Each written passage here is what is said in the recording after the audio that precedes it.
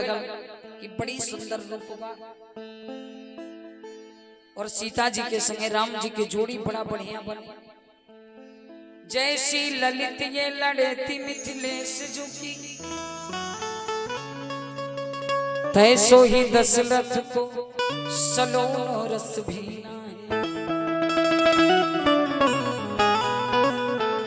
जाए देख लागत रति होत गए विकल मती, या की छब देख पटवान मन छीना। ए हो मुरारी जनकपुर की नारी कहे, ए हो मुरारी जनकपुर की नारी कहे, यहाँ संजोग विधि हून रच दीना है।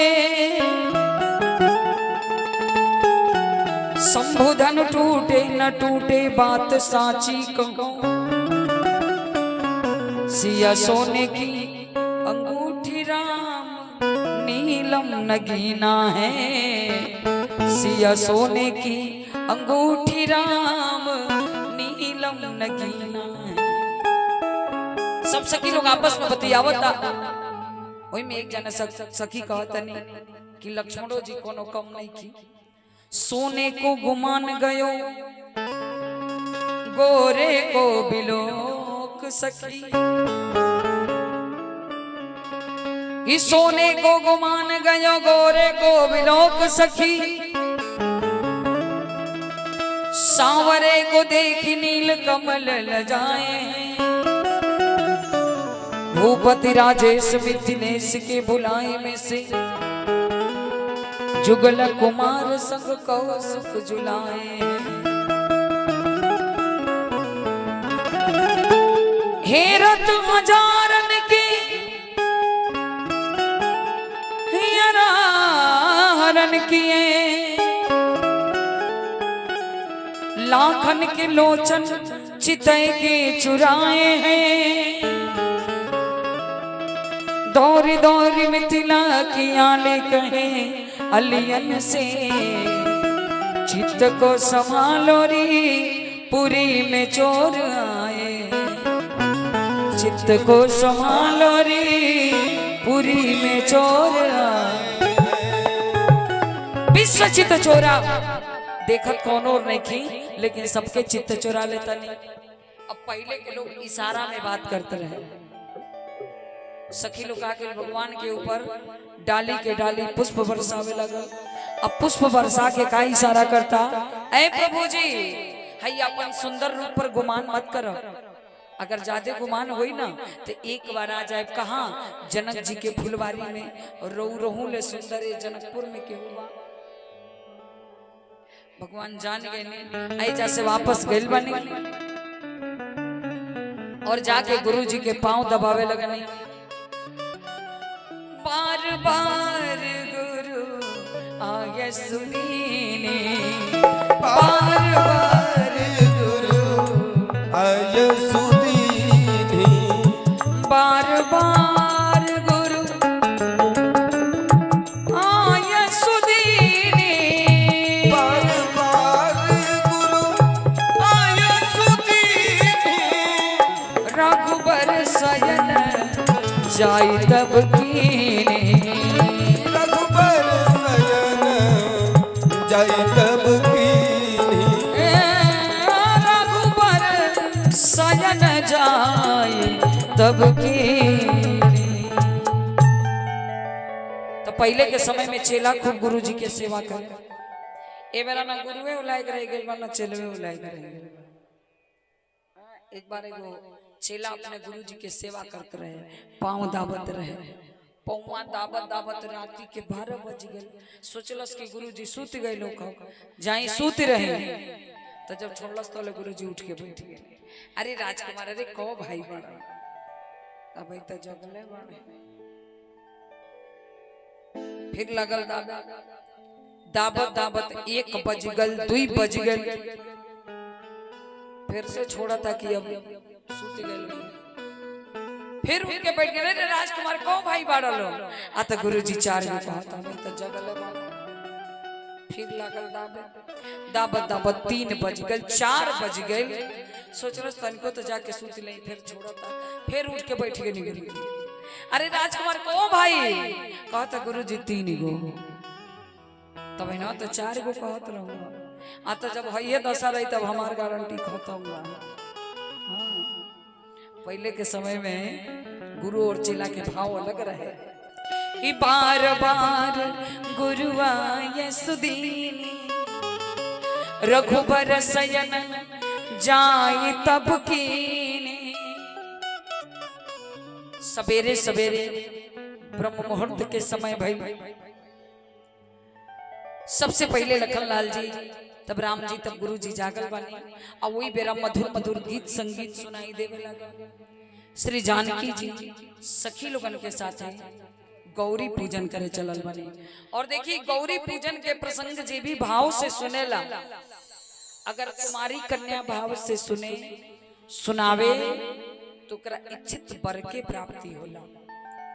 और पुरुष लोग में लोग सोची कि हमने के का फायदा बा, तो इसे तो नया लोग तो कथा में बैठे नहीं करेला, देखा जाला पुरानी लोग बैठेला। लेकिन अगर जेकर विवाह ना भइलो के और वो अगर भगवती के उपासना करे, प्रसंग के भाव से सुने, तो पत्नी मनोरमाम देहि मनोवृत्तानुसारिणी तारिणीं दुर्ग संसार सागरस्य कुलोद्भवाम, ओकरा के कुलीन स्त्री मिले।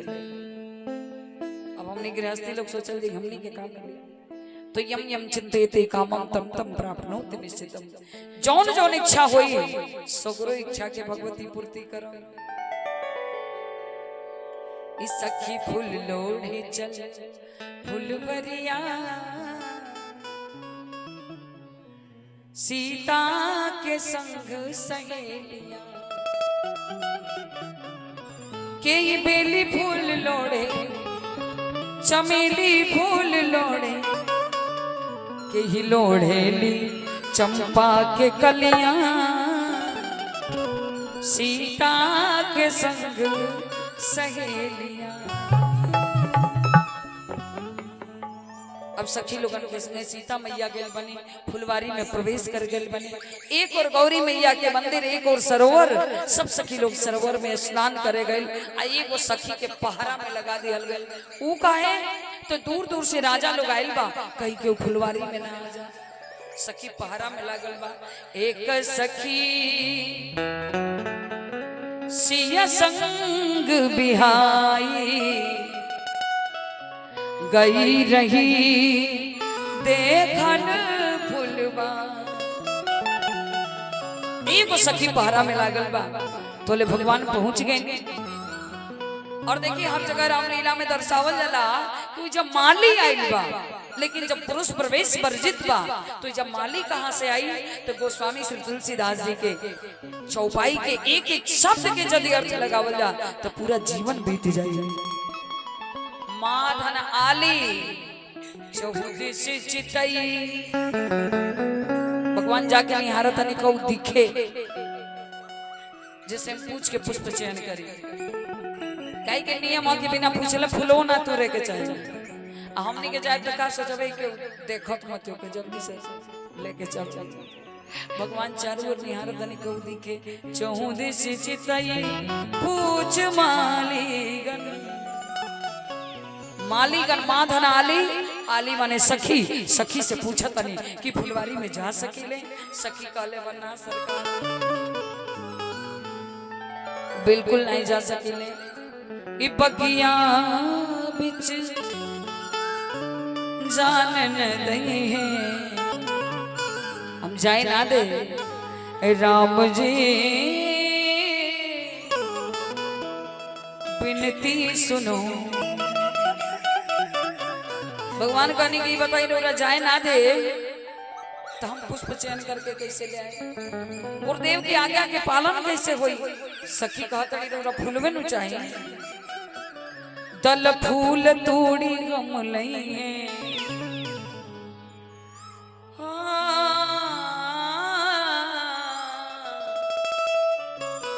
दल फूल तोड़ी हम लइए। ए राम जी विनती सुनो।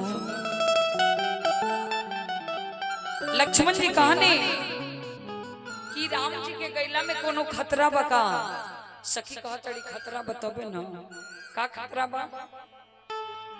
कोमल पाव कमल बिनु पनही, ई कोमल कोमल पाँव और बिना जूता चप्पल के आगे बने सरकार पौवा में कुछ उगड़ जाइतो तो कहने राम जी कि राजा जनक जी के ये व्यवस्था बा कि फुलवारी की सफाई ना कराइले। कहतड़ी सखी सफाई तो होइबे करेला, लेकिन ये सरकार राउ चरनिया इतना न कोमल बा कि कोनो ई पुष्प के पंखुड़ी अगर मुरझा के अब भूल से गिरल होई, अगर वो वहां के चरण में लाग जाए तो वो चुभी जाए कि प्रभु पखुरी पायन गड़ी जाइए।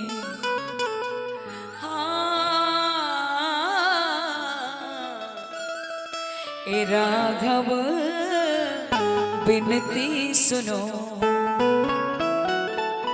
भगवान कहनी अगर गड़ जाए तो हमार समस्या बा, हम समझ गए हम के जाए भी। सखी कहतड़ी लक्ष्मण जी कहनी अब कोनो खतरा नहीं है ना। तब सखी बतावे अभी तो असली खतरा जब बा। अब का बा कि चरण छुवत उड़ गई शिला प्रभु। ई राम जी के चरण में बड़ा जादू बा। जब चरण के रज पड़ल तो छुवत शिला भई नारी सुहाई, पाहन तीन काठ कठिनाई। जब शिला पर चरण के रज पड़ल तो गई पतिलोक आनंद भरी।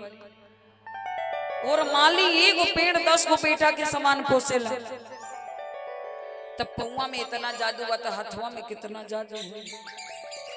चरण छुवत उड़ गई शिला प्रभु, कर छुअत। ये सरकार जो ने पेड़वा के रोरा छू दे अपने हाथ से तो बिटप उड़ी जाई। भगवान का नहीं इतना डर बा तो पहले एगो डाली स्पर्श कराई, नहीं के उड़त तो कोनो खतरा नहीं के हमके जाए दी। तोले सखी कहत लक्ष्मण जी कहनी कि अब कोनो खतरा नहीं के ना। तो सखी कहत ये भाई तो असली खतरा है अब्बा। बोलिए आनंद कंद भगवान की। राजा जनक जी स्वयंवर रचौले बानी। स्वयंवर कई के कहा जाला जी, जहां अपने वर के स्वयं वरण कर लियल जाए उहे स्वयंवर हवे। तो स्वयंवर कहाँ भइल बा तो फुलवारी में स्वयंवर हो गइल बा।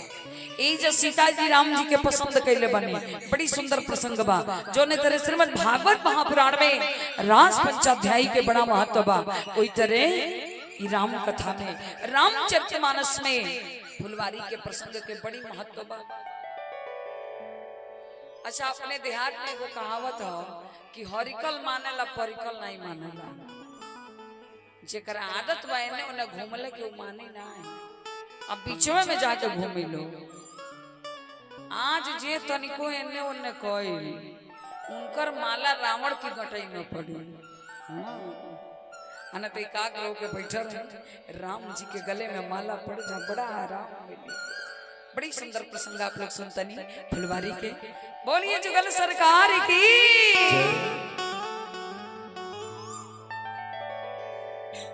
हेलो। और ये एक और अरदास ओम मेंस वियर। रउआ अस्थिर बैठा रही बिहने हमार विदाई बा। कम से कम 2-4 पूरा नोट। बोलिए कुसुमौनी धाम की। सचहू रउआ लोग महाकंजूस बानी जा बोलियो नहीं करता। या तो सब लोग हॉस्पिटल से निकाल पूरा ऊर्जा के साथ बोलिए एकदम जोर से। बोलिए यज्ञ भगवान की। चलिए कुछ तो ठीक बोल ली। अब ध्यान से सुनी। सखी कहतड़ी अब का खतरा बा। लक्ष्मण जी पूछतनी तो सखी कहली अभी तो असली खतरा जब बा। अब का खतरा बा तो बतावतनी। तजित जी कुसुम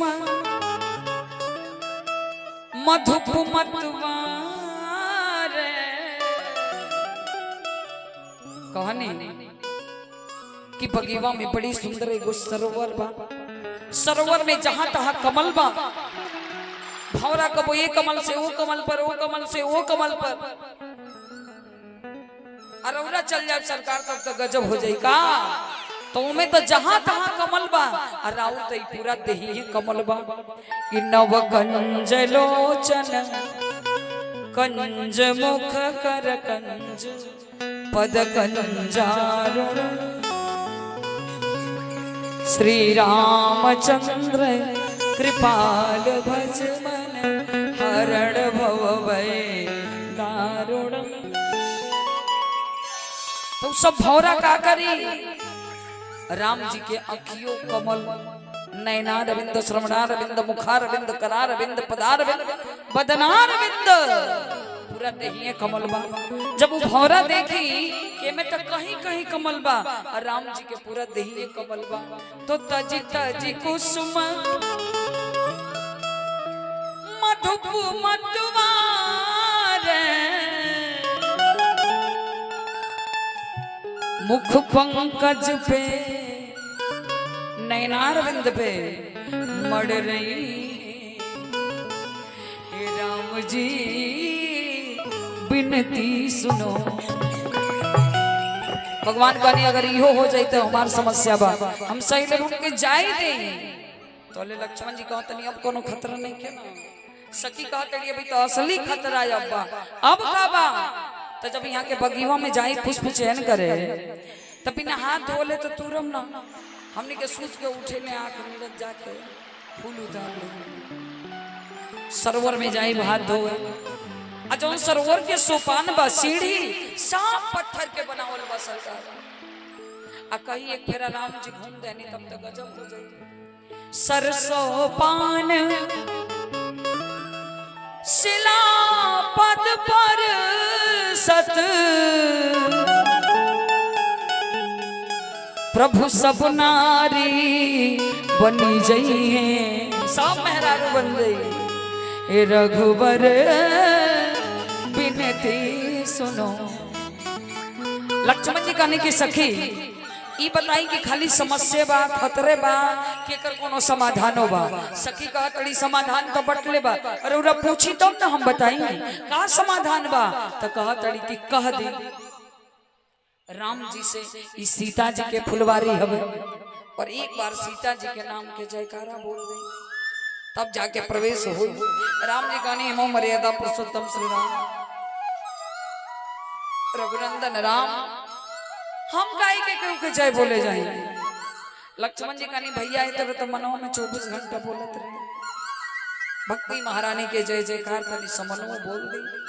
प्रेम से बोलिए जानकी मैया की। जब बोलोगे सिया जू की जय, जब बोलोगे सिया जू की जय, तब ही प्रभु प्रभिसन पई है राम जी बिनती सुनो। तब ही प्रभु प्रभिसन पई है, तब ही प्रभु प्रभिसन पई है राम जी बिनती सुनो। तब ही प्रभु प्रभिसन पई है राम जी। बोलिए यज्ञ भगवान की जय। अब तो भगवान भीतर प्रवेश कर गए। अब आपस में जितना पेड़ पौधा रहे सब राय बनावे लगल कि हमने की उत्पत्ति पृथ्वी से और सीता जी की उत्पत्ति पृथ्वी से, तो हमने भूमि जो हो गए संस्कृत में भूमि के पुत्र भूमिज और सीता जी के सब कहे लगल कि भूमि जा भूमि के पुत्री, तो हमने के भाई बहन हो गए ने। और सीता जी के मधुर संबंध राम जी से होके वाला बा, तो राम जी से हमने के नाता बड़ा बढ़िया जुड़ गए। राम जी हमने के बहनोई हो गए, सब नाता जोड़ता राम जी से। कहीं कि असली नाता हवे जी कि जनक दुलारी मोरी लागली बहनिया मिथिला के नाते। राम जी पहुन वाला गसमो। तो जेकर जेकर राम जी पहुना लागत हुई, सीता जी बहन लागत हुई, सब लोग भाव से गाई प्रेम से। राम जी पहुनवा लागसमो मिथिला के नाते। राम जी पहुनवा लागसमो मिथिला के नाते। प्रेम से ताली बजा के सब लोग भाव से। राम जी पहुनवा लागसमो मिथिला के नाते। राम जी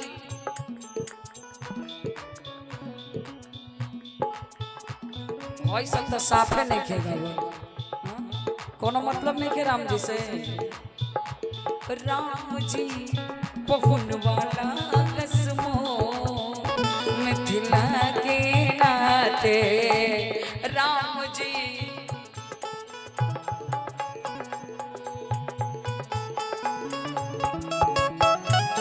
मोहिल लिखन सजनी मोरा मनवा पहुनवा राघव। मोहिल लिखन सजनी मोरा मनवा पहुनवा। ए हो पहुनवा राघव सिया के सजनवा राघव। ए हो बहुत सुंदर।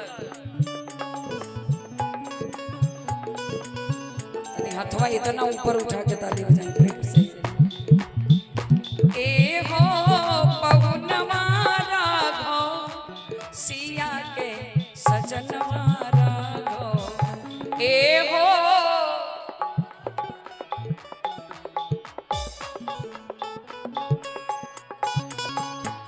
राम जी पहुनवा लागसमो मिथिला के नाते। राम जी पहुनवा लागसमो मिथिला के नाते। राम जी पहुनवा लागसमो मिथिला के नाते। राम जी पहुनवा और आनंद करत भगवान की। और ये एक और अरदास ओम मेंस वियर। उसमें सब बतियावत कि साला के रहते बहनोई के मेहनत ना पड़े। जब राम जी फुलवारी में प्रवेश कैले बने, जौने पुष्प की ओर देखी, जितना खिलल पुष्प रहे अपने आप से टूट टूट के डाली में गिरत जा। जौन अधखिलल पुष्प रहे, जौन विकसित नहीं रहे, वो सोचे कि हमनियों के फुलाइल रहते तो भगवान के हाथे में जैते। लक्ष्मण जी समझावत नहीं, उसके बूंद गिरल बा माने की आंसू बहावत रहे कि भगवान की यहाँ जितना पूर्ण के मतलब नहीं के, उससे ज्यादा अपूर्ण के मतलब बा। पूर्ण के तो भगवान अपने हाथे में ले ले, लेकिन अपूर्ण के अपने माथे पर चढ़ा ले। और छोटका छोटका फुलवा के इकट्ठा करके एगो गुच्छ बना के भगवान के माथे पर सजा देनी लक्ष्मण जी। अब तो सखी जो ने एगो घूमत रहे, ऐसे देखी जे घूमत है ओकरा पहले में दर्शन हो गइल बा।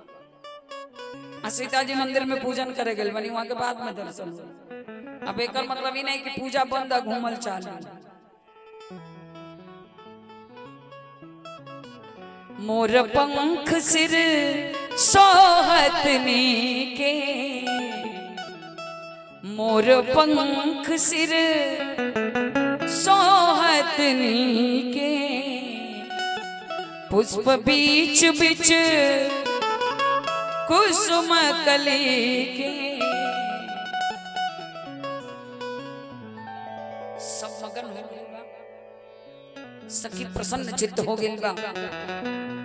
सीता मैया मंदिर में पूजन करे गइल बनी, और पूजन करके जब बाहर निकलनी तो सखी प्रसन्न होके पहुंचल बा। सीता जी पूछत नहीं का बात बा, आज तो तू बड़ा प्रसन्न दिखाई देता और बड़ी सुंदर दिखाई देता। सखी लोग कहता कुछ देखलू हो का? तो सखी कहा तड़ी कि बगीवा में बड़ी सुंदर सुंदर दुई गो राजकुमार आई बस एक कैसन बस अरे बैठ जाए लोगन कहा पीछवा में खड़ा हो जाता नहीं जा हाँ सखी लोग कहा था का देख ले बड़ सखी कहा तड़ी का बताई ए अखिया के मुंह नहीं के मुंहवा के आंख नहीं के यानी कि जौन देख ले बा वो बताई ना अजे बताई वो देख ले नहीं के हम तो यही कहब ना कि सीता जी स्वयं चल के दर्शन करी बगिया में अइले दुई ललनवा ए सखी हो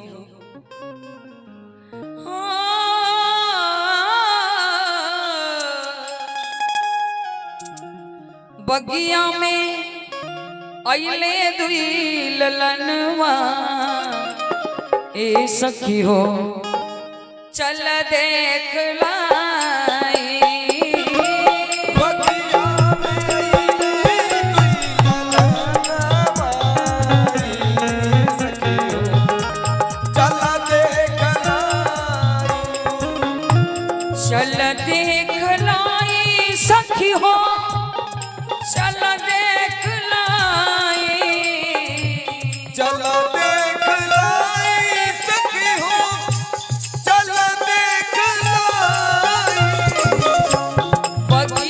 में अइले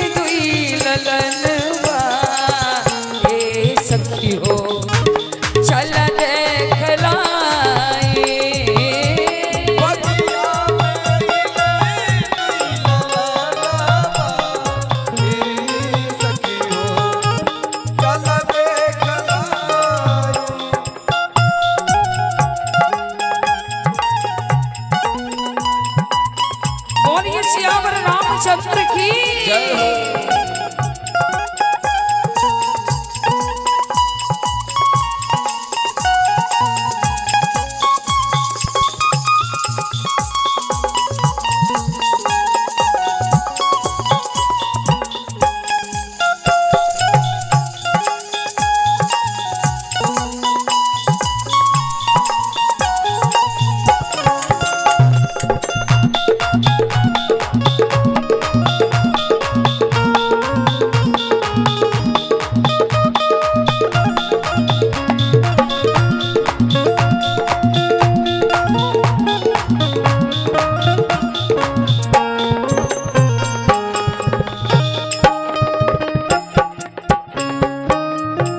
सावर गोरे गोरे उनकर सूरतिया सावर सावर गोरे सावर सावर गोरे सावर सावर गोरे गोरे उनकर सूरतिया सावर सावर गोरे गोरे उनकर सूरतिया काले काले घुंघराले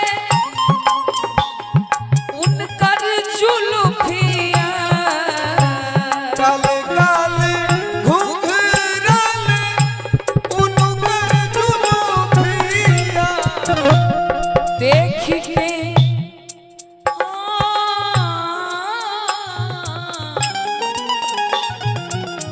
देख के लोभा जाला मनवा ए सखी हो चल देख लाई के लुभाना लुभाना चल देख चल देख लाई सखी हो चल देख लाई चल देख लाई सखी हो चल देख लाई बगिया में ललन भाई सखी हो चल देख लाई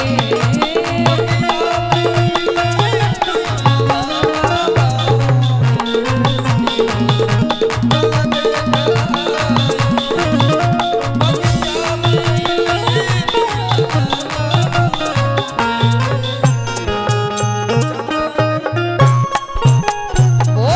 राघवेंद्र सरकार की। अब सखी लोगन के साथे सीता जी चलल बने।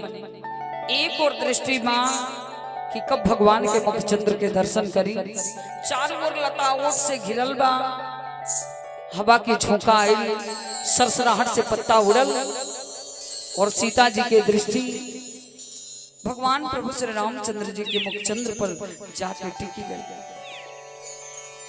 और सीता जी एक टक राम जी की ओर निहारे लगे। और थोड़े ही देर में सीता जी अपन नेत्र बंद कर लेने।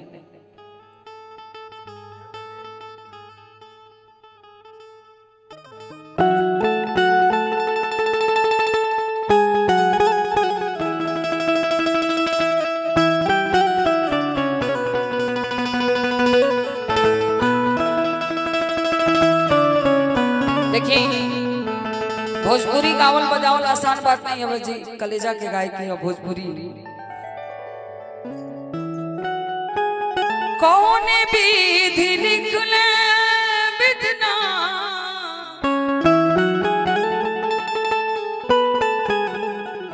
हमरो करमवा हैरा, हमरो करमवा कोनो घाटे नहीं लगल रामा, कोनो घाटे नहीं लगल रामा। जिंदगी हमार कोनो घाटे नहीं लगल रामा, जिंदगी हमार कोनो घाटे नहीं लगल रामा। कौन विधि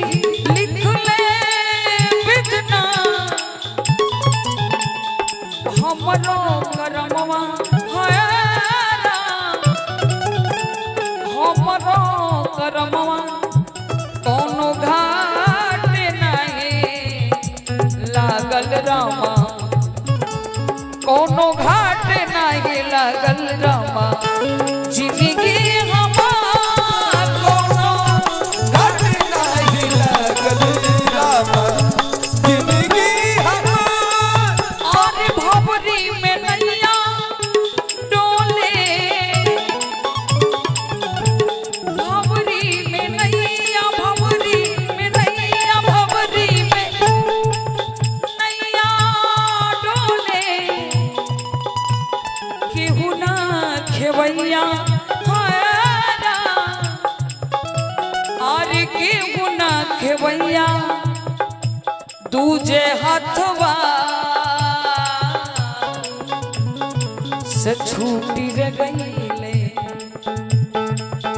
चलिए बहुत सुंदर 500 रुपया के खुश हो गए यहाँ की ओर से दान आ गए।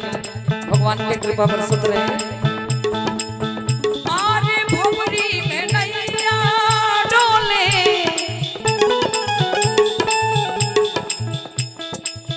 100 रुपया एक भक्त के तरफ से। और केहू ना खेवैया हैरा, केहू ना खेवैया दूजे हथवा से छूटी रे गईले। मोरा बातवा दूजे हथवा से छूटी गई, मोरा बातवा कोनो घाट नहीं लगल रामा। जिंदगी हमार।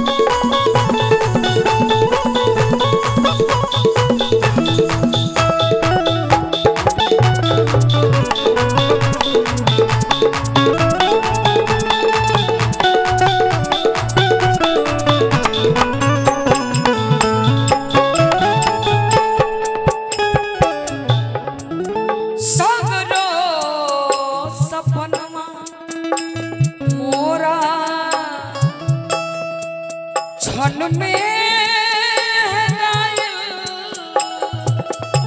सगरो सपन सगरो सपनवा मोरा अरे क्षण में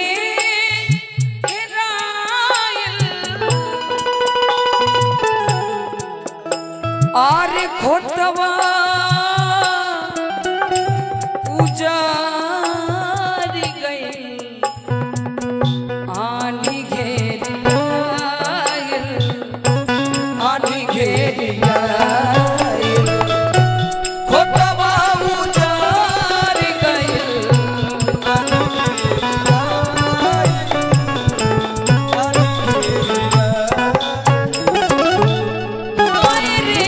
समैया काहे अरे भैले निर्दया हाय रे समैया समैया काहे भैले निर्दया हमके इतने बता दो का हमके इतने बता दो का बिगड़नी तो दोनों घट नहीं लगल रामा जिंदगी हमार दोनों घट नहीं लगल रामा और भवरी में नैया डोले केहू ना खेवैया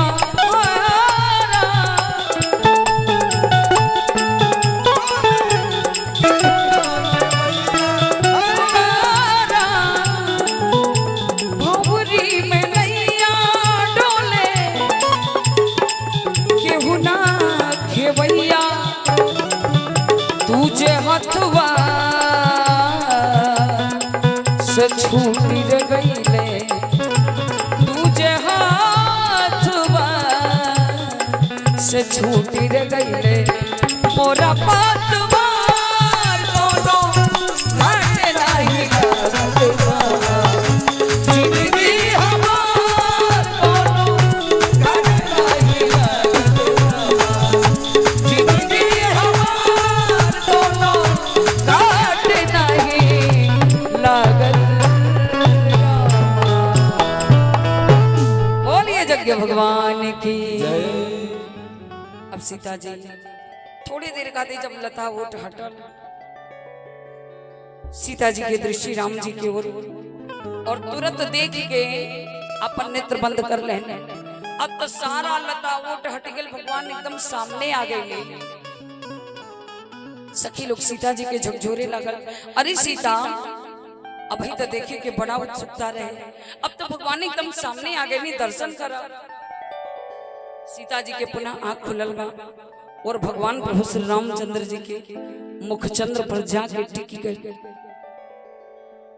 और जब जाके टिकी गई तो सीता मैया पुनः मन ही मन सोचा तनी कि हम तो वहां का देख लेने पसंद कर लेने तनी उन्हों के हमरा और देख लेते अब राम जी के भी दृष्टि जानकी जी की ओर और दोनों लोग एक दूसरे के निर्निमेष नयन से अपलक दृष्टि से निहारे लगल इ पलक झपकबे नहीं करे काहे राजा जनक जी के पिता निमि जी गुरुदेव के श्राप देने गुरुदेव निमि के श्राप देने आपस में दोनों गुरु चेला श्रापितों के प्राण त्याग दिहल अब निमि जी के हड्डी पर घर्षण भइल यज्ञ भइल जैसे विदेह राज जनक जी की उत्पत्ति भइल ऐसे देह से ना वहां के विदेह कहल जाला और निमि जी महाराज कहाँ रहिले तो पलक पर विराजमान रहिले जितना देर इ पलक झपकेला ओई के निमिष कहल जाला तो कनी मेरा बेटी दामाद के मधुर मिलन होता तो बीच में बड़ बुजुर्ग के का आवश्यकता गायब हो गई अब पलक झपकबे नहीं करे एक दूसरे के निर्निमेष नयन से निहारता सब राम जी कहा तनी लक्ष्मण जी से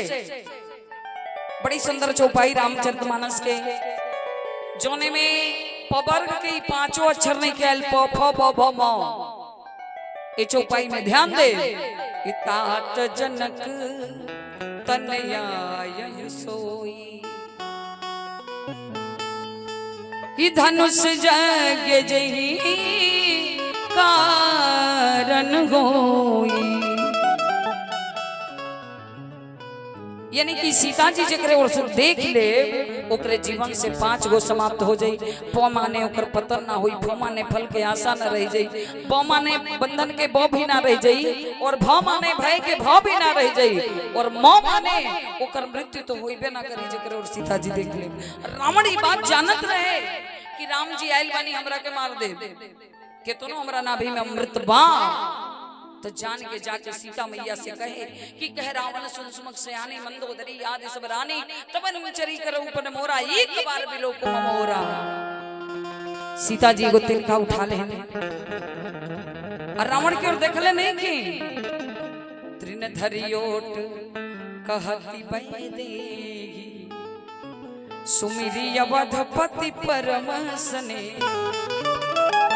कहीं कि एगो भावी आवेला कि अगर सीता जी राम जी की ओर देख रावण की ओर देख ले रहते तो कर काम इज्जत तमाम हो गए। कहीं कि सीता मैया पहले बार जब ससुराल आयल रहने तो राजा दशरथ जी खातिर थाली में भोजन लेके जात रहने। ऊपर से एगो चिड़िया थाली में बिट कर दहला, सब क्रोधी लोग ने देखनी, चिड़िया जल के नीचे गिर गई। और राजा दशरथ जी सारा दृश्य देखत रहने। ओकरे बाद सीता जी के बोलौनी वहां के तो पलाने झुरा गए। दादा ई तरह हमरा लइकनों से कोनो गलती हो जाए यहाँ के देख ली तब तो जय जय सीताराम हो जाए। तो बोला के कहानी सीता जी से कि आज से जेकरा जरूरा कष्ट रही ओकरे और देखे के नहीं थे। तो महिला जात में चाहे गुण कहीं चाहे अवगुण, जेकरा से कष्ट हो जाए ना उ घरवे में रह के जिंदगी बिता दे। बोलल तो दूर ओकरा और ताकी लेना, चाहे गुण कहीं चाहे अवगुण। सीता मैया का कहने तृण धरियोट कहती बे दे सुमिरी अवधपति परमसने। कहने कि हम तो तोहरा और देखिए लेते हैं, लेकिन का करी हमारे ससुर जी मना कर दे, देख लेते हैं जो काम तमाम हो जाए। आइए को भाव में ही बा कि अगर ये देख लेते तो रावण के मृत्यु नहीं हुई। कि सुनो नहीं कि सीता मैया कौन और नहीं की देखले बानी कोने और हनुमान जी की ओर देखले बानी तो ही देखी शीतल भई छाती और का दे देने कि अजर यमर गुड़ निधि सुत हो करहु बहुत रघुनायक छो। इतात जनक तनया सोई धनुष जग जही कारण हो। अब सखी लोग सीता जी के झकझोरे लगल, अरे सीता वापस भी चले के बा। सीता मैया वापस नहीं गई। कनी हम पुनः गिरजा जी के मंदिर, इजा गिरजा पूजन के प्रसंग 2 बार आइल बा। कनी पुनः गिरजा जी के मंदिर में पूजन करे जाए। अब पूजन करे गइल बने और पूजन कौने तरह करतने कि जय जय गिरिवर राज किशोरी जय महेश मुख चंद्र चकोरी। जय जय गिरिवर राज किशोरी जय महेश मुख चंद्र चकोरी। जय गजबदन खडानन माता जय गजबदन खडानन माता जगत जननी दा मेरे दुति गाता। जगत जननी दा मेरे दुति गाता। अब देखिए कोई स्त्री सबसे पहले केहू के बेटी होके, फिर केहू के पत्नी बने, फिर केहू के महतारी बने, नहीं तब यादी मध्य अवसाना चासु प्रभाव वेद नहीं जाना। मोर मनोरथ जाना हुनी के बस ही सदा उरपुर सब ही के। कहानी हमरे इच्छा नहीं थी। सबसे पहले तो राजा जनक जी देख रही कहानी सीता जी के योग्य राम जी बानी। दूसरा नंबर गुरु विश्वामित्र जी सीता जी के योग्य राम जी बानी। पूरा जनकपुर के लोग ये बात कहल कि सीता जी के योग्य राम जी बानी। और सखी जब फुलवारी में देख ले बा गुरु ये भाव आयल कि सीता जी के योग्य राम जी बानी। और इतने ना सीता मैया कहतनी अब तो हमरो इच्छा बा कि सीता जी इच्छा से राम जी के बोले बने। गौरी मैया कहने कि जब सबकी ओर से हो बा तो हम काहे के नहीं करे। का कहने कि सुनु सिय सत्य आशीष हमारी पूजही मन का मना तुम्हारी। कनी की मनोकामना पूर्ण होके आ दुदू को राजकुमार बगीवा में आइल बसस बर के रूप में केकरा के देता नहीं मन ने जाही राज वो मिलही सोवर। मन में जो ना बर के रूप स्वीकार कइले बनी उहे बर रौरा के मिले कौन सहज सुंदर सावरो उहे सवर का बर मिले। सीता जी गानी हम तो पसंद कर ले बनी। अब का जाने वहां के का इच्छा बा कनी जितना राउर इच्छा नहीं के उससे ज्यादा वहां के इच्छा बा। करुणा निधान सुजान सील स्नेहु जानत रावरो। एही भांति गौरी आशीष सुनिसिया सहित ही हर्षियली तुलसी भवानी पूज पुनि पुनि मुदित मन मंदिर चली। अब एक और पूरा दूर दूर के राजा लोग विराजमान हो गए। एक और पूरा जनकपुर के लोग विराजमान हो गए। एक और राजा जनक जी के गुरु सदानंद जी और एक और विश्वामित्र जी राम और लक्ष्मण जी के लेके विराजमान हो गए। और इतने में भगवती श्री जानकी जी मंडप में पधारे बनी। रंग भूमि जब सिया पगुधारी जब सिया पगुधारी रंग भूमि जब सिया पगुधारी रंग भूमि जब सिया पगुधारी रूप देख मोहे नर नारी रूप देख मोहे नर नारी रूप देख मोहे नर नारी रूप देखी मोहे नर नारी। सारा लोग सुंदर रूप के देख के मोहित हो गए। तुलसी बबाली का तनिक भूप सहस्ता से कई बारा लगे उठावन टरई नटारा ले तो उठावत खींचत गाढ़े काहुन लगा दे कि सब टाड़े तेई छन राम मध्य धनु दोरा हुए भुवन धुनि घोर कठोर। अब ध्यान से सुनी धनुष कहाँ रखाइल बा सभा के मध्य में टूटल कहाँ से तब मध्य से। लेकिन न धनुष छुवत के देख ले बा न उठावत के देख ले बा न डोरी चढ़ावत।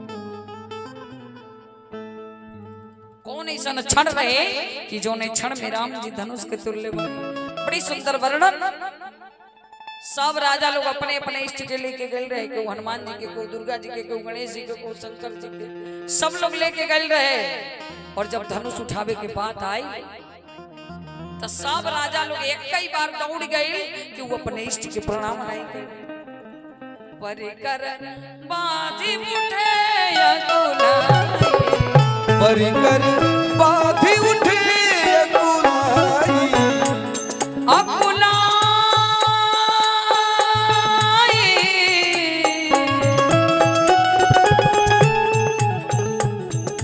परिकर बाधी उठे परिकर बाधी उठे अकुलाए परिकर बाधी उठे अकुलाए परिकर बाधी उठे अकुलाई चले इस देवन सिरनाई चले इस देवन सिरनाई। क्यों अपने इष्ट के प्रणाम नहीं गए। भूप सहज दसी कई बार सब राजा लोग कई बार दौड़ गए।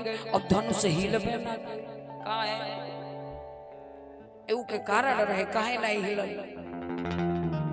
तो जब धनुष नहीं हिलल तो जे जात में अपने इष्ट के प्रणाम नहीं कैले रहे वो आके खूब प्रणाम करते रहे। हे भगवान देखो हमरे बेर नहीं उठल हो एक ढेर दुख नहीं है हमरा कौ दूसरों मत उठा लेना तो हमार बड़ा बेइज्जती हो जाएगी। अरे निम्न कार क्यों किया तो हो जाएगी चाहिए। एक राजा जब धनुष उठावे जा तो हजारों हजारों के संख्या में राजा लोग मनावे हे भगवान करे बेर ना हमरे बेर कहां से धनुष नहीं भूप सहस दस एक बार। अब एगो भाव आवेला कि सब राजा एक बार दौड़ गए। जब एक बार दौड़ गए तो कैसे धनुष उठे? मान ली उठियो जाते ही के फैसला करे कि सीता जी के करे के मिलो, हिलबे नहीं। भूप सहस दस एक बार। एगो भावी आवेला कि 10-10 गो राजा लोग विचार कर कि चले के मिल के टांगल जा। तब मान ले कि 10 जने मिल के टांगिए लेत लो तो 9 जने मुइते तब नहीं जने से बियाह होई। लगे उठावन टरई नटारा। अब धनुष हिलबे नहीं कर। आ एगो भावी आवेला भूप सहस दस एक बार। दशानन रावण जब चलल बा धनुष उठावे त लगल अपन जिंदाबाद करावे। जेकरा डर रहेला कि हम चुनाव हार जब ऊपर प्रचार तनी ढेर करेला, लगल अपन जिंदाबाद करावे। पार्वती मैया शंकर भगवान से कहनी अब तो डेराइल बनी कि हम तो वरदान दे देले बनी। और रावण कहीं शिव जी के भक्त उठा मत ले। बतनी वो देखी रावण चलल बा धनुष उठावे, हमरा तो बड़ा चिंता होता। नेता अतई जोड़ी राम जी के संगे बड़ा बढ़िया बनता सीता जी। तो शिव जी के घर भक्त हैं तो राम जी के भक्त हैं। एक बार पार्वती मैया में और शिव जी में बड़ी सुंदर संवाद भइल। बाबा भोलेनाथ जी से पार्वती मैया कहने कि रावण के अत्याचार बढ़ी गइल बा, कनी तब आ तो ओकर विनाश कोने तरह होई। बाबा भोलेनाथ जी कहनी ओकर विनाश के कारण हम ही बनो। कनी कोने तरह? जब 10 शीश चढ़ा देले बा तो बाबा कहनी कि 10 गो शीश चढ़ा के और 10 गो रुद्र के मनौले बा। हम 11 हमें रुद्र के रूप में उतार ले और विनाश कर दे। जब 11 हमें रुद्र के रूप में आवे लगनी भोले बाबा तो पार्वती जी कहनी हम चलब। कनी कहाँ है? आ तो हमरो रावण के विनाश के कारण बने के बा। कनी रावण का नुकसान कैले बा। तो रावण जौने समय शिवतांडव स्तोत्र के पाठ कैले रहे तो इस शिवतांडव स्तोत्र में पार्वती जी के सुंदरता के वर्णन बड़ी विस्तार से कर देले रहे।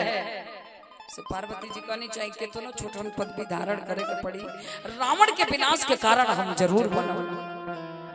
तो शंकर भगवान कहनी हो जा तो हमरा ब्रह्मचर्य जीवन बिताओ बरौरा का करब चली कहनी हम ब्रह्मचर्य जीवन बिताई। आई दोनों लोग के विवाह ना भइल। भोले बाबा आ गए नी हनुमान जी के रूप में, पार्वती जी आ गए नी मंथरा के रूप में। इनने से ही कारण बननी, उनने से हनुमान जी और रावण के विनाश हो गए। बोलिए सियावर रामचंद्र की जय। अब रावण जब चलल बा धनुष उठावे, शंकर भगवान अपने 300 गण लोगन के भेज देनी जे जाके धनुष पर विराजमान हो गए। अब तो धनुष हिलबे नहीं करे। भूप सहस दस एक बार। भूप सहस दस एक बार। भूप सहस दस एक बार।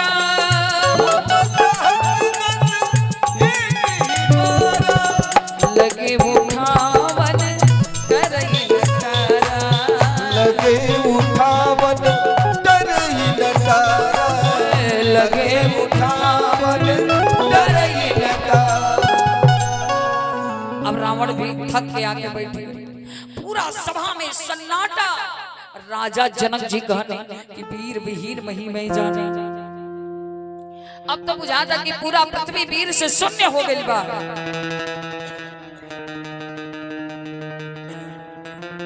क्योंकि भुजा में इतना ताकत नहीं कि धनुष के उठा ले। लक्ष्मण जी कहने कि अगर एक बार आदेश होके तो धनुष के उठाएंगे 100 हो जाओ। लखन सकोप वचन जब बोले, डगमगाही महिदी गजडोले। राम जी इशारा करता नहीं लक्ष्मण जी के किरोरा स्थिर नहीं। काहे की विचार करता नहीं कि भला सीता जी हमरा कदी पूजा पाठ कैले बनी तो लक्ष्मण जी धनुष उठा ले। थोड़ी देर फिर सन्नाटा रहा। फिर से लक्ष्मण जी बोल गए नहीं। जब बोलनी राजा जनक जी फिर से तो लक्ष्मण जी कहनी कि भैया हमरा के ना जाए तो रो रही जाए। अब राम जी चलल बानी धनुष उठावे, अब बड़ी धीरे धीरे चलत। सीता जी घबरा गए कि बुझाता यूं के मान के नहीं के गुरु ही प्रणाम मन ही मन कीना। गुरु जी के प्रणाम करके जब आगे बढ़े तो गुरु जी आदेश देता नहीं राम जी के कि उठहु राम बन जाओ भव चापा, उठहु राम भन जहु भव चापा, उठहु राम बन जाओ भव चापा, उठहु राम भन जहु भव चापा, मेटहु तात जनक परितापा, मेटहु तात जनक परितापा, मेटहु तात जनक परिताप। अब धीरे धीरे चलत नहीं, सीता मैया तो घबरा गई नहीं, ये बड़ा धीरे धीरे चलता नहीं हो के बस के बात नहीं के बुझाता। ले चल अपनी नागरिया, पूरा जनकपुर के लोग घबरा गए कि इतना छोटन बालक से कैसे धनुष उठी। सुने नारायणी और घबरा गए, अब तो और हंसी हुई। ले चल अपनी नागरिया अवध बिहारी सांवरिया, अवध बिहारी सांवरिया। और प्रेम से ताली बजा के भाव से ले चल अपनी नागरिया, ले चल अवध बिहारी सांवरिया, अवध बिहारी सांवरिया। और ये अयोध्या धाम की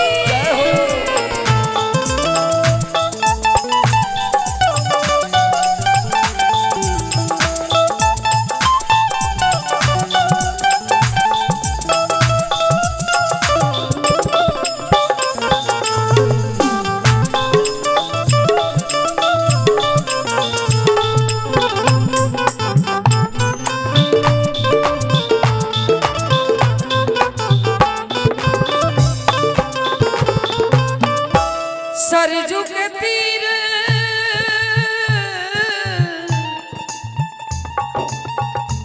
सरजू के तीर अयोध्या नगरी, सरयू के तीर अयोध्या नगरी, संत भरे जहाँ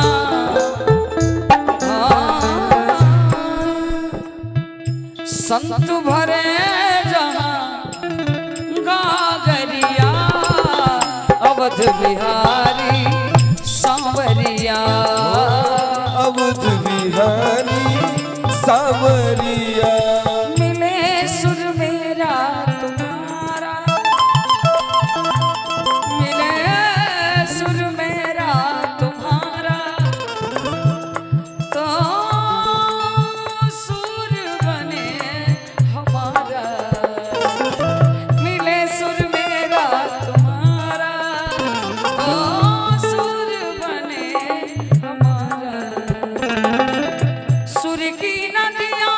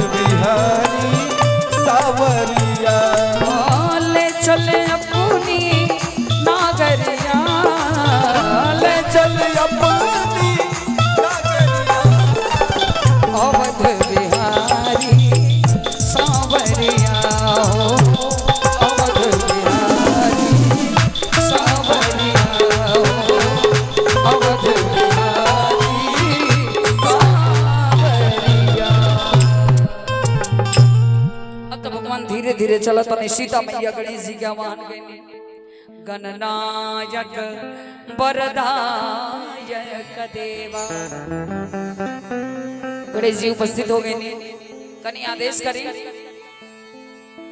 सीता जी कनी देखत नहीं राम जी चलल बनी धनुष उठावे कनी ता तो बड़ी ज्यादा वजन हो गई वहां से उठी ना तो गणेश जी कनी हम का करें तो कनी तनी वजन कम कर दी गणेश जी कहा तनी कहीं तो 2-4 क्विंटल और नहीं बढ़ा देते ये तरह तो हमार मार्केट डाउन हो जाए को पूछबे नहीं करे सीता मैया धनुष से निवेदन करने की है धनुष महाराज तनिक वजन कम कर दें कि राम जी धनुष के उठा ले कहीं कि तुलसी बाबा लिखा तो नहीं कि तेईछन राम मध्य धनु तोरा ता सीता जी निवेदन करतनी धनुष से तो भैल का 1 क्विंटल के सीता जी का ना सरकार थोड़ा और कृपा कर दें अब 50 किलो पर बात आ गई सीता जी का तन के और कृपा कर दी जब इतना हो गया 40 30 20 10 5 किलो सीता जी का तन के और कम कर दी बड़ी कृपा हुई सरकार देखी ना कैसे राम जी धीरे धीरे चलत 4 3 2 1 किलो पर मामला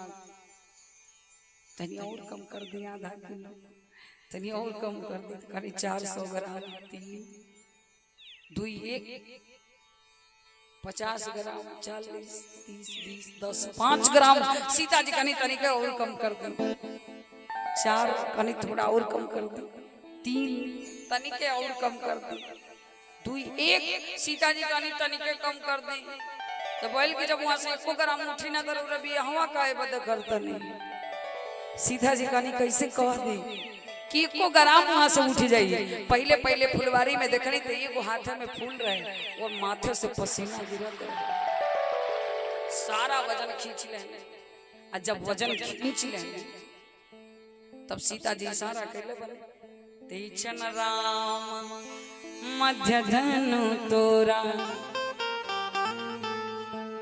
अच्छा आई सब का करे आवेला बुझाते नहीं के इहो सब बुझित कि राम जी धनुष तूरे वाला बानी तुम न बैठी तो बुझाते नहीं के कि का होता जब पे मन में आवो तो तब पे चल एक बार एगो बड़ा नास्तिक व्यक्ति रहे भगवान के कबो नाम में नहीं ले जहां कहीं नाम ले लोग तो जाके विरोध करे भगवान होइबे नहीं करे सब डोंगा जगह जगह विरोध करे अब एक दिन ओकरा झोली में तुलसी जी के माला पकड़ा गई काहे की बताओ कि तू तो भगवान के मनबे नहीं कर ले तो भगवान होइबे नहीं करी आ त मलवा काहे बदे रखले बड़ा कहा तो मलवा ऐसे रखले बनी ना कि ई पूरा संसार के लोग उनकरा के मानता एगो हमई बानी के विरोध करी ले तो मलवा ऐसे रखले बनी कि कबो 5 मिनट समय मिलेला तो हम जो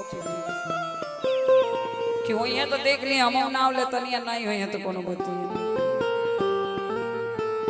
वे हाल रौरा लोगन के बाद जब मन में आओ तो तब चल देता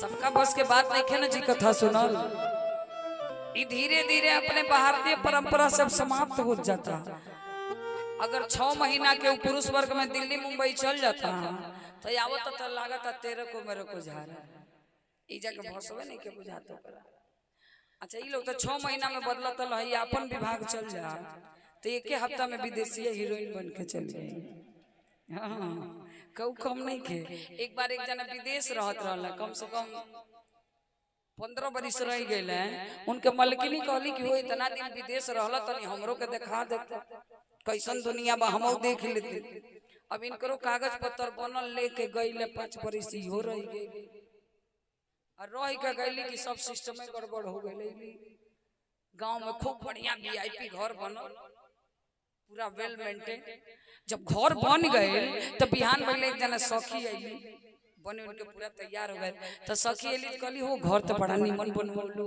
आ तो गांव में रहे गई से बनवनी हो आ तो कोनो पूजा पाठ करौलू हो आ ते सखी कौन तरह होला आई जन बीचों में घूमत लो ये लोग का मतलबे नहीं कि का होता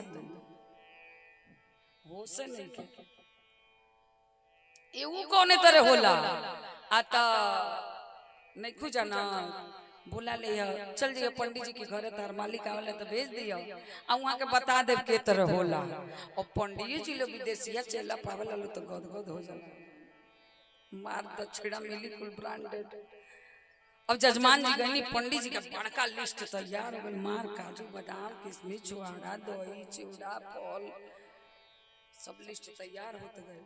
तो कहनी जजमान जी बाबा कथवा कौन तरह होई तो करी देखा सगरो सामान मंगा ली आ घर तनी गोबर से लिपवा दी आ एगो हमरो के नया वस्त्र एगो अपनों के नया वस्त्र। ए बाबा तनी बताओती कथवा कौन तरह होई। हमको वो ये सब करौले नहीं की कने की देखा ई सारा तैयारी कैले रहियो घर गोबरे से लिपवा दियो तू नया पहिर लिहा नहा धो के हमरो के ले आ लियो। आ देखो सत्यनारायण भगवान के कथा में पूजनीय के महत्व होला। आ ते ए बाबा पूजनीय कौनी तरह होई। अरे झूठे नु चिंता करता रहो हम आई की सारा तैयारी रही होते पूजा शुरू हो जाई कौने तरह। आ तो जोन कोहो उहे दोहरावत जाए पूरा तैयारी हो गली तो आजकल कहाँ के गाय पोसत जी दुआरी पर जितना वीआईपी लोग बा एगो विदेशी कुकुर पोस लेता लेकिन गाय नहीं के पोसत। जमाना बदल गया बा। एक बार एक जना मैडम जी मुंबई में गाड़ी ड्राइव करते रहनी ऊपर के छतरी गायब रहे अब बगल की सीट पर विदेशी कुकुर बैठा रहे अब मैडम जी के बलवा चाटत रहे। अब वही रास्ता से दुई साधु जाते रहे लोग गुरु चला चलवा कहते गुरु जी हो देखी गुरु जी कहीं चल आगे बढ़ अतना उ देखी बताई कहा करता चल आगे बढ़ता ना हम जइबे नहीं कर बताई ना तो जिद कर दहलस। तो गुरुजी कहनी कि देख पिछला जन्म के प्रेमी प्रेमिका हलो भेंट भइल बा उहो प्रेम करता। हां तो कहां के गाय के सेवा करता बगल में से गईली तो गोबर मांग के लेली घर लिपली लिपत गईली तो एगो कोनमा बाकी लाग गई कहली चला एकदम बहुत कथा हो जाई। अब पूरा तैयारी हो गई सामान जजमान जी नहा धो के नया कपड़ा पहिर ले अब पंडित जी मगन बनी साइकिल से दुआरी पे आ गए आके आवाज लगाओ तनी ए जजमान जी बुझल कि ओते पूजा शुरू। पंडित जी कहले कि कहब उहे कहे कभी कालर सीधा करत निकलत है जजमान। पंडित जी कहनी रे तो हमरे के जजमान बनाओ होता कहनी अच्छा चलो कहीं भीतर आ जाई तो मामला ठीक हो गए। भीतर गईनी कहनी जल्दी पूजा के सामान ले वो कहता जल्दी पूजा के सामान। पंडित जी कहनी जल्दी चौका पूरा वो कहता जल्दी चौका पूरा। पंडित जी कहनी रे ते जजमान हमें कि हम जजमान। अब इतना बात जब बोली तो जजमान जी के खून गरम हो गए लपक के पंडित जी कलरिए धोल आ लगल दोनों जनी में पटका पटकी हो गए। आ जजमान जी के मलकिनी कगरी हाथ जोड़ के खड़ा बड़ी की कथा होता। अभी लड़त लड़त जोन बाकी लागे रहली पहले भी ना वही में चल जालो ते जजमान जी के मलकिनी ठेल ठेल गए और लिपल के में होखे उतना दूर बाकी लागे खूब कथा होता। जजमान जी कहनी रे इंग होला कथा पंडित जी कहनी इंग कथा होला। जजमान जी बोली पंडित जी उतना दूर ढिमिला गनी साइकिल उठौनी घरे गई पंडिताइन तो गदगद रहली कि खूब विदेशिया चेला मिलल बा खूब मिली आई तब मुंह फुलौले गए कहाँ भइल। अरे का कहबो ऐसन जजमान भेटाई रहल कि मार के गतर गतर तोड़ देले बा। इन्हें जजमान जी अपने मलकिनी से कहते नहीं वो बड़ी मेहनत बा इस सत्यनारायण भगवान के कथा सुनले में 6 महीना हरदी दूध न पिए के पड़ी। तले बिहान पहले उनके सखी ले सखी कथवा भऊ है आ तो हां पंडित जी के दक्षिणा दिया हुए आ तो पंडित जी रुकत नहीं हमने के दौड़ाउते रह गई भाग गई कहीं देखी जजमान पंडित जी के रुपया पैसा दक्षिणा रोकल नहीं जला बड़ी दोष लागेला।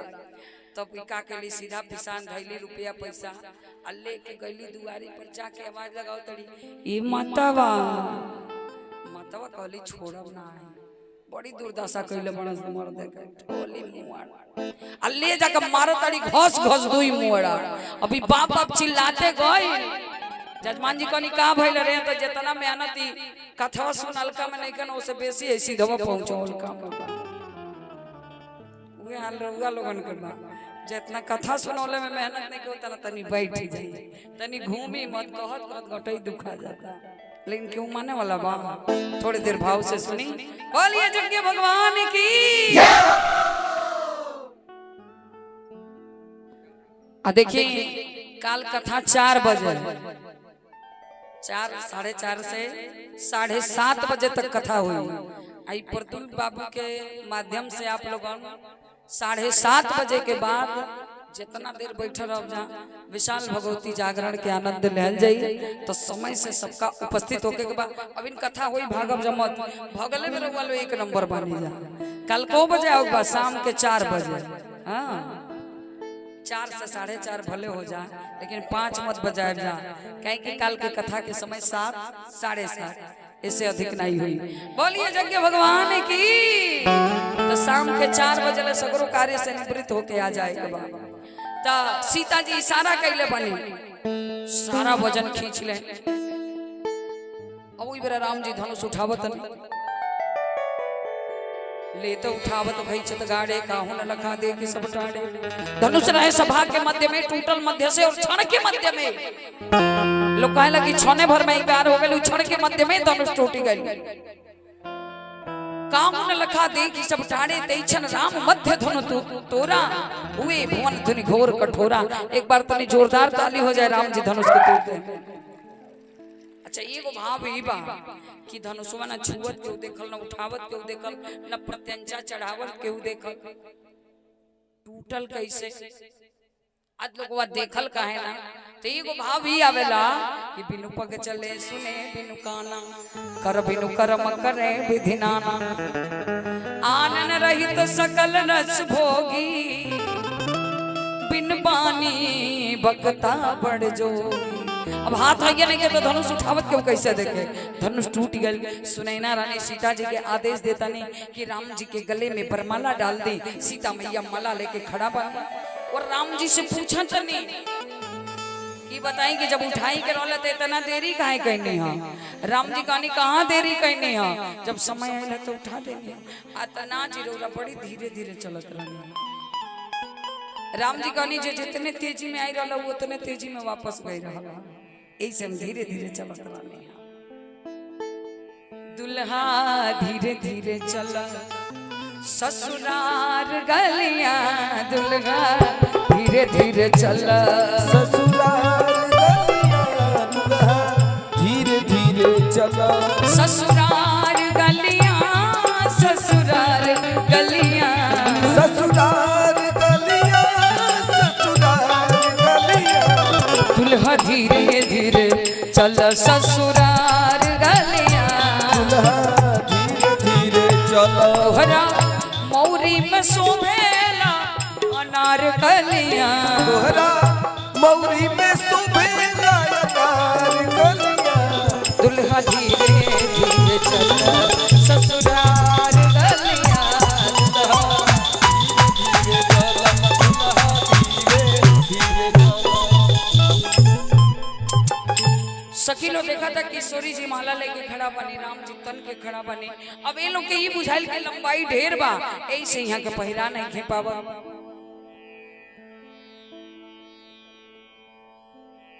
तो गिरा अर्थ जल बीच सम कहियत भिन्न भिन्न बंदऊ सीताराम पद तिनहि परम प्रिय किन। अब सखी लोग का गए झूठे ताली बजा दी हल्के जयमाल गिर गए। और भगवान लगने झूठे देखे कहाँ गिर गए तो बोले भगवती पर माला डाल देनी तने जोरदार ताली। अब देखिए एगो भाव ही आवेला कि भगवान तन के खड़ा बने भगवती माला लेके खड़ा बने। सखी लोग लक्ष्मण जी के इशारा कर कि लक्ष्मण जी थोड़े देर का पृथ्वी के उठा ली सीता जी पर माला पहिरा दी। लक्ष्मण जी इशारा करते ने कि ऐसे कोनो फायदा नहीं हुई जी जहां बातें तहे रह जाई। सखी लोग कहला लक्ष्मण जी अगर ई कार रौरा बना दे तो रौरो कार जनकपुर में बन जाई। कौन कार बन जाई तो राम जी जब विवाह करे गए रहने तब पूरा जनकपुर के लोग हाथ जोड़ के आग्रह करके कुछ खीर खवाई मांग ले। भगवान चुप बन बार बार जिद कर दी हल्लो कि नहीं आज कुछ मंगही के बाद। तो जब जिद कर दी हल्लो तो कहनी कि अगर कुछ दिहल चाहत नहीं जा तो हमरा संगे जितना कुमार लोग आइल बा सबकर बियाह करा दी। अब 6 महीना बराती हुई रहले रह गए। रोज 2-4 गो दुल्हा के दुल्हन खोजा और रोज 2-4 गो विवाह संपन्न हो गए। सखी लोग इशारा कहे लक्ष्मण जी राम जी के चरण में जाके गिर गए ने। जब चरण में गिरने तो राम जी झुकने उठावे, भगवती बरमाला डाल देने। एक बार और जोरदार ताली हो जाए। अब थोड़ा सा और 5-7 मिनट भाव से सुन ली। अभी जैसे संदेशा गेलवा राजा दशरथ जी के लगे, हम तो पाती लेके आवत बानी पार से, राजा जनक दरबार से। हम तो पाती लेके आवत बानी पार से, राजा जनक दरबार से। हमारा राजा जनक के सिया जिनकर नाम बाटे सिया, हमारा राजा जनक के धिया जिनकर नाम बाटे सिया, उनकर शादी हुई है कौशल्या कुमार से, राजा जनक दरबार से। हम पाती लेके आवत बानी पार से, राजा जनक दरबार से। अबे जा चिट्ठी जब आई, राजा दशरथ जी बारात सजा देने। अब बारात कैसे निकल बा, सूत्रात्मक वर्णन बड़ी संक्षिप्त में। राम जी की अजब बारात अवध से मिथिला चली, हाथी घोड़ा रथ और पालकी, चढ़ी चढ़ी अवधि रात अवध से मिथिला चली। चंदन कैसन सब दाढ़ी वाले दिखात अवध से मिथिला चली। राम जी की अजब बारात अवध से मिथिला चली, राम जी की अजब बारात अवध से मिथिला चली। राम जी की अजब बारात अवध से मिथिला चली। जब बारात वजह से आगे बढ़ल बा तो कमला धाम में रुकल। सब लोग आवता पूछता बारात तो बड़ी सुंदर बा, कहाँ से आवता? अयोध्या से, राजा जनक जी के यहाँ जाता नहीं। अच्छा, यह बारात सब भांति मनोहर, यह बारात सब भांति मनोहर, यह बारात सब भांति मनोहर, यह बारात सब भांति मनोहर। बारात तो बड़ी सुंदर बा। ये दुल्हा सरकार कहाँ बानी? अब आगे वाला लोग इज्जत बचावे का कहता लो दुल्हा सरकार पीछे बानी। अब पीछे लोग गए, पीछे वाला लोग कहता पीछे में राजा दशरथ जी से कहाई। दशरथ जी गुरु जी से कहने के लोग दुल्हा पूछा था। गुरु जी कहने जल्दी से भरत जी के दुल्हा बना दिया। यह बारात सब भांति मनोहर, सब भांति मनोहर, पर दुल्हा नहीं साथ अवध से मिथिला चली। राम जी की अजब बारात अवध से मिथिला चली, राम जी की अजब बारात अवध से मिथिला अवध से अवध से मिथिला चली। भरत जी के दुल्हा बना के आगे बैठा दिहल गए। अब वजह से जाके बिमला धाम में बारात रुकल। लोग आवता, बाराती लोग कहता दुल्हा देखी कहल, अरे बारात यहाँ तो दुल्हा तो होबे करी, हमने दुल्हा थोड़े पूछत ने, का पूछत ने ये विवाह के तिथि कही आवा। और बड़े बड़े आचार्य शंकराचार्य सबके बोलती बंद हो गई, क्योंकि पते नहीं रहे कहिया विवाह। कहीं की जनकपुर में गईला के बाद विवाह के तिथि निर्धारित भइल बा। इतने बाराती किंतु किसी को, इतने बाराती किंतु किसी को, नहीं विवाह तिथि ज्ञात अवध से मिथिला चली।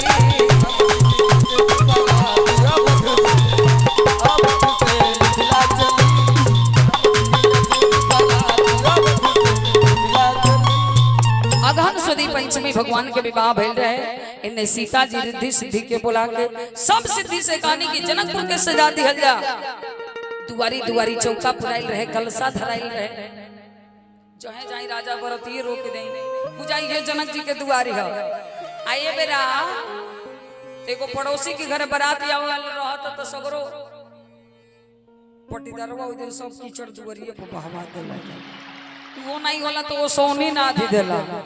जमाना बदल गया बा। बारात जब राजा दशरथ जी के द्वार पर, जब राजा दशरथ जी जनक जी के द्वार पर गए बनी लेके, तो कहानी कि दुल्हा वाला वस्त्र ई राम जी के दिया। जब हमने अभाव में भरत जी के दुल्हा बनौले बने, तो कहानी कि जब यहाँ के दुल्हा बन गए बनी तो दुल्हन नहीं होंगे। वस्त्र नहीं उतराई तो कहने की चारी गो हमारी हो यहाँ चारी गो यूं किया किसिया उर्मिला मांडवी श्रुति की रति बरमाल चारु सुवन चारु रतन तुलसी करत प्रणाम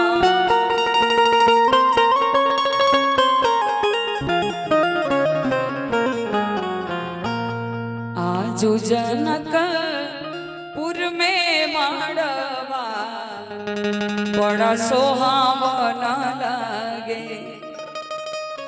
सिया जी के लगली लगानिया मन भावन लगे हरे हरे बसवा कटवले जनक राजा हरे हरे बसवा मन में सुने ना माई के जी के बरतिया में के में कहां से चली माई के अरे बाजला आनंद बाजा शिव जी के विवाह में के प्रोडक्ट है हाँ भुला के आ गए राम जी के विवाह में चौका पुरावल गानवा बड़ा पावन लागे धनिये धरतिया के उमड़ल भगिया धनिये धरतिया के तनी भाव से गाई लोगन लगली सीतारानी की अमर सोहगिया लगली सीतारानी के सोर भैले सगरो नगरिया मन भावन सोर भैले सगर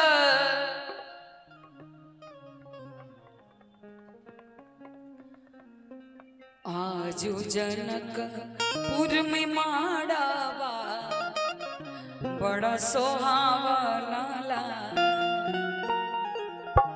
और देखिए बिहान के कथा के समय बता दिल बनी 4 बजे।